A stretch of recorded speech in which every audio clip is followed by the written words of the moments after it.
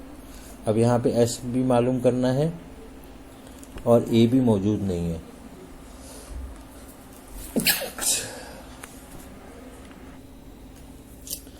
Student, हमारा जो chapter number 4 का क्वेश्चन नंबर 4.3 है, ये बड़ा इंटरेस्टिंग क्वेश्चन है।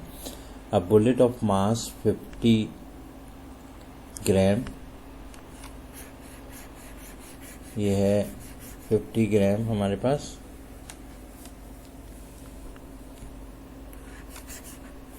अब 50 ग्राम में हम इसका डेटा बनाएंगे m = 50 ग्राम, और 50 ग्राम को हम 1000 से डिवाइड करके किलोग्राम में कन्वर्ट करेंगे, क्योंकि ऐसा यूनिट में हमें इसको कन्वर्ट करना है। ग्राम से किलोग्राम में जाने के लिए, यानी ये छोटा यूनिट है तो हम 1000 से डिवाइड करेंगे। अगर कोई चीज़ किलोग्राम से ग्राम में आएगी तो उसको 1000 से मल्टीप्लाई करेंगे। ये कन्वर्जन का तरीक़ाकार है। तो हमारा आंसर आया 0.05 किलोग्राम। अच्छा, अब यहाँ पे लिखा हुआ है with the speed of 15 metre पर second penetrate into the bag of sand. इसका मतलब ये होता है कि वो बोरी के अंदर कितनी दूर तक गई, सही है। And uniformly brought to rest, और वो यकसा वेलोसिटी के साथ रेस्ट में आ गई। रेस्ट का मतलब क्या हुआ कि उसकी फाइनल वेलोसिटी 0 होगी। तो इनिशियल वेलोसिटी होगी हमारे पास 15 मीटर पर सेकेंड, फाइनल वेलोसिटी होगी 0 मीटर पर सेकेंड। कितना टाइम लगा इसको इस प्रोसेस के लिए, तो टाइम कितना हो जाएगा 0.05 सेकेंड, ये टाइम हो गया। अच्छा जी, पहले ए हाउ फार का मतलब कितनी दूर गई, यानी हमें डिस्टेंस मालूम करना है, एस मालूम करना है।